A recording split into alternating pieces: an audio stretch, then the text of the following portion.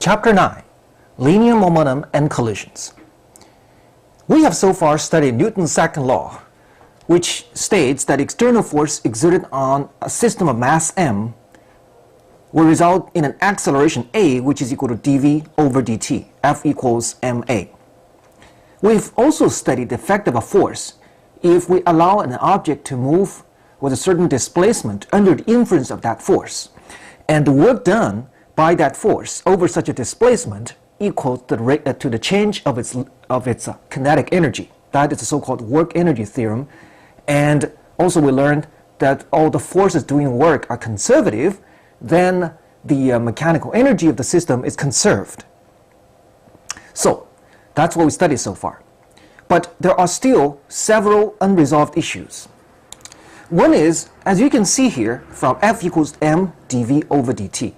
When you have a force, external force exerted on an object, all you can calculate directly is the rate at which the velocity changes, the rate of change in v. This is not the change in v itself, right? It is only the rate at which it can change. It doesn't tell you how much change has already occurred. That is, we don't know what delta v is. We only know dv dt. Just like you know your velocity, you don't really know yet how far you have moved.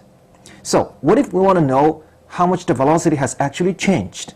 This is not something that we get directly from F equals ma. We have to do something more from F equals ma. Another issue is we have so far considered only the case when the mass is a constant. And what if the mass changes? If the mass changes, things are going to be funny. You can imagine, suppose you drive a car on the freeway. Now imagine that for whatever reason, something happens so that, say, you dump a huge bag out of the car gets lighter, right? The car gets lighter. Assuming that the force from the road pushing the car is still the same, does the car still have the same acceleration? Well, common sense tells you that if the car gets lighter, even with the same force, it could actually become more agile and accelerates better. Another example is,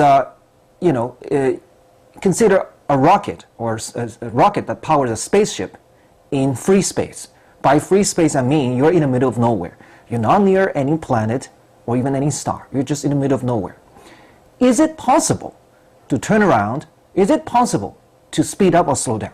In other words, is it possible to still get an acceleration?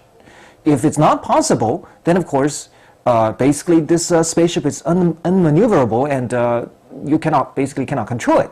But you want to control it, and yet it is clear that since you're in the middle of nowhere, nobody is really exerting a force on you, right? So external force definitely equals 0. Now if you believe in F equals ma, this is 0, then the acceleration is also 0, which means that the spaceship, you cannot control it. It just moves with a definite velocity, that's all. You cannot turn left, turn right, speed up, slow down. And yet we know by common sense that this can be done. So how is it done, even though the external force is equal to 0? So looks like in this particular case, F is not quite equal to ma anymore, right? What is going on here?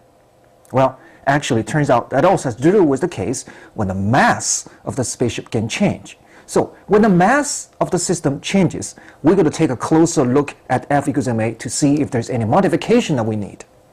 So that's another unresolved issue. Another thing is the case of a collision. During the collision, usually we're looking at a very sudden process. The force between two objects in collision is basically 0 before the collision. And then it dramatically rises, and then dramatically falls for a brief moment of collision. It goes back to 0. This type of force is difficult to map out as a function of time. If this is a function of time and this is the force, you can imagine it is much harder to figure out the motion under the influence of that force using F equals ma, because first of all, the force itself is very difficult to analyze. It is difficult to write an expression, F as a function of t, because it goes up and down, and it may not be smooth at all. It can be very complicated here, and everything happens so incredibly fast that this must be a rapidly changing function of time, so it is difficult to express F in terms of a function. And secondly, even if you had a function like that, which is very volatile, how do you actually solve this equation to get v? Right? So in a case like that, where you don't have a smooth or even constant force, the application of F equals ma in its original form may not be all that easy. So we have to look for new solutions, new ways to solve these cases.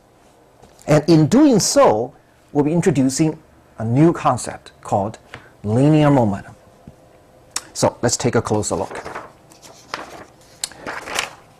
When Newton proposed his laws of motion, he introduced a concept called the quantity of motion.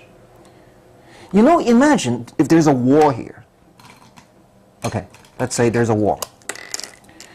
And you're going to hit that wall with a basketball and a ping pong ball.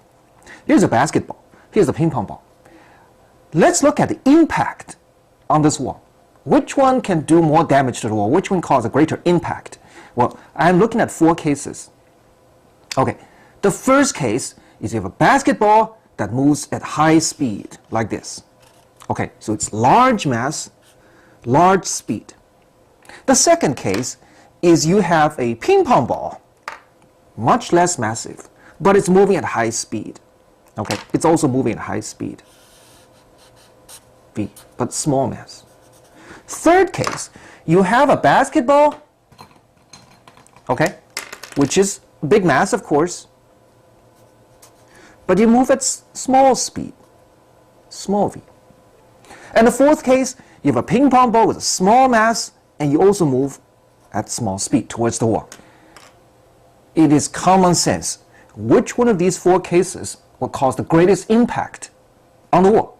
Obviously, this case with a greater mass and greater speed, right? You can make a greater impact. So you see, oftentimes it makes sense to combine these 2 terms, these 2 quantities, the mass and the velocity. You combine them together such that the greater the mass and greater the velocity, or the speed, the greater the so-called quantity of motion. This is not only for basketball and ping pong ball. It also works if you consider a vehicle going on a road. We can all imagine if a massive Mack truck moving at extremely high speed, if it loses control, of course, really bad things can happen. It's going to be worse than a small car losing control, especially a small car moving at slower speed, right? A very massive object moving at very high speed can cause greater damage if it's out of control. So you see, the so-called quantity of motion would involve 2 parameters, the mass and the speed. But it can also be a directional quantity. It can also be a vector, because it makes a difference whether you go this way or go that way. See, actually, if you move parallel to the wall, you're never going to hit the wall, right? So it makes sense to introduce a vector quantity by assigning a direction. So what you have here is a quantity that combines the mass and the velocity of an object together. So this is what we call quantity of motion, but that was actually an original term used by Newton. In modern terminology, we call it momentum or linear momentum. So linear momentum.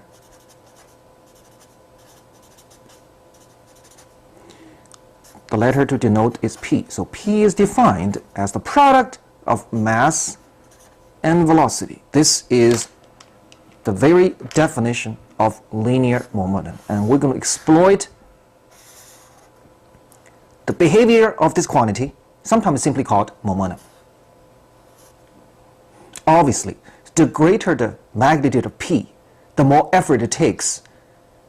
If you want to just eliminate motion, you want to slow it down, just stop it, because it is more difficult, as you know, to stop a massive object moving at high speed. So let's see. If you can imagine there is no external force on an object, right? No external force whatsoever. Then of course, an object with a fixed mass will keep on moving at that velocity forever. There's no question about that. That's Newton's first law.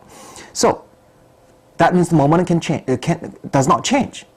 But the thing is, if you do exert an external force, the momentum will change, and the question is, how much change can occur? That, of course, depends on how much force you apply and how long you apply a force. So let's see what it takes to change the linear momentum. And that would call for something called Impulse-Momentum Theorem. So let's consider a new concept called impulse. First of all, I want to draw a parallel between this case and the work energy theorem. You know, I'm sure you have heard the so-called space and time. These two things, of course, are symmetrical. You have space, you have time. That's what it takes for things to happen, right? You must have space and you must have time. When you start with F equals ma, okay, F equals ma, that only gives you the rate of change of velocity. It doesn't tell you how much change has already occurred. If you want to see the actual change, not the rate of change, you must give that force. Of course, the force is the agent of change. You must give this force some space or some time to show its effect, right? And so you start with F equals ma, so it's m dv dt, external force. We say, all right, I'm going to see how much effect this force actually had. Okay, so it's not just the rate of change, but how much change has already occurred. So two things I can do. One is I give it some space, or I give it some time. If you give some space, so you're saying, all right, the force goes like this, right? F external, right? And under the influence of that force, the object has moved. Of course, it does not necessarily move in that direction along the force. It can also move in a different direction. Let's say it moves like this. Of course, the motion can be curved, complicated, and so therefore I'm going to only use a small displacement, because the displacement can change direction and change speed the next moment. So let's say from here to there, for a brief moment, the displacement is dr, right? So let's say the object has moved from here to there with a small displacement dr under the influence of this force F external. What is the effect of this force? What did this force accomplish as the object moves from here to there under the influence of this force? Well, we need to combine these two vectors together, external force vector and the displacement dr vector. We need to combine them together. And remember how we did that in chapter 7? Okay, we combine them by using the so-called dot product, right? We say, okay, F dot dr, right, external. What is that equal to?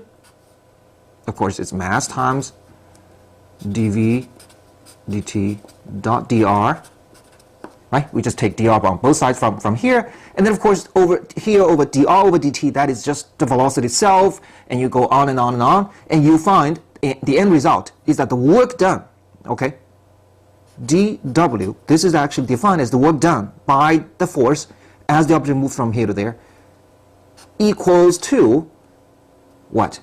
The change in the kinetic energy of the object. dw equals dk. This is the so-called work energy theorem. You recall that? Again, it says the work done by the force exerted on the object equals to the amount in its the amount of change in its kinetic energy. So this is the effect of a force over space. In other words, over a spatial displacement. We have not examined directly the effect of a force over time. That is, instead of looking at the displacement, let's say, all right, let me examine the effect of this force if I give it some time dt to act. I give it some time dt. I don't give it a whole time t, because the force can change over time, so that I don't want to assume that the force does not change. Okay, so I'm going to combine two things together, not F and dr, that's space, but F and dt. All right, let's see how what happens if I do that. So again, I start from Newton's second law. I start from F external equals m dv dt, but this time I'm going to take the product of both sides by dt instead of dr. Now remember, dt is just a scalar, so I don't have to use, you know, a scalar product, whatever, a dot product. I just multiply by dt. It's just a scalar. Now take a close look at the other side. For the other side, I have dt over dt. That simply cancels out. Okay, then what I have m dv.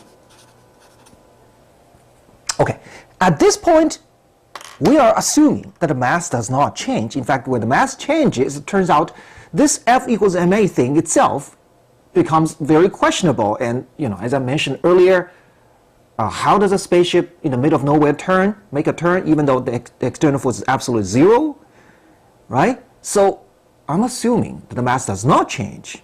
Okay, in fact, as you will learn later, the only way for that spaceship to turn, even in the middle of nowhere, when the force is zero, is to change its own mass.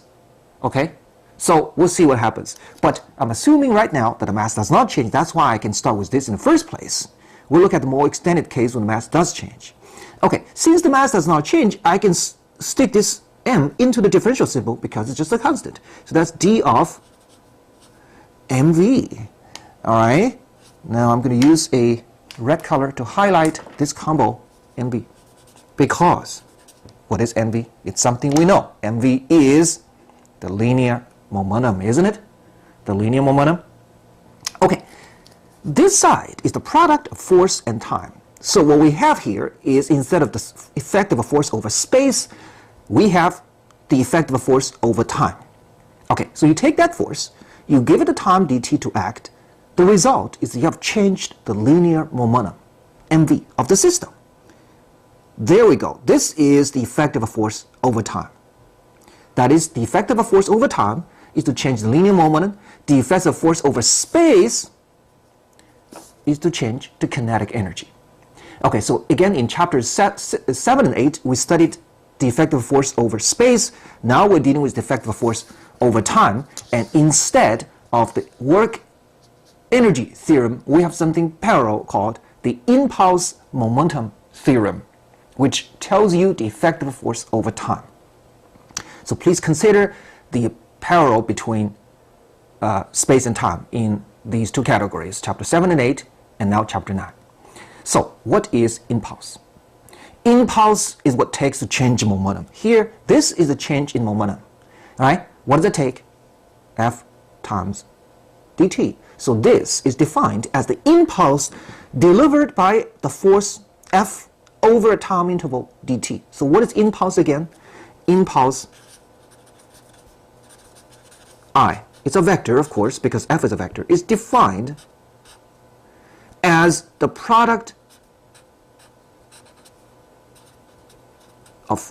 of course, if it's external, times dt. Of course, that would be infinitesimally small impulse, so I'm going to use di. Okay, so that is dp, because p is mv, right? So di equals dp. This is the differential version of the so-called Impulse-Momentum Theorem. If I integrate over both sides, here's what I'm going to get. If I integrate over both sides, then I find that for this side, you have integration of f over dt. So I have this, f external dt from t initial to t final. And the other side, I have dp, right? Or d of mv, which I integrate from p initial to p final, dp. That is just p final minus p initial, right? If I integrate it out, which is mv final minus mv initial. That is the integrated version of the Impulse-Momentum Theorem. Or, if I use a shorthand, I find this side is just the impulse delivered by this external force, not for infinitesimally small time interval, but between p initial and t final. So I'm going to write this I as a vector, I external, equals delta p. Right? This is p final minus p initial is just delta p. This is the shorthand of the so-called Impulse-Momentum Theorem.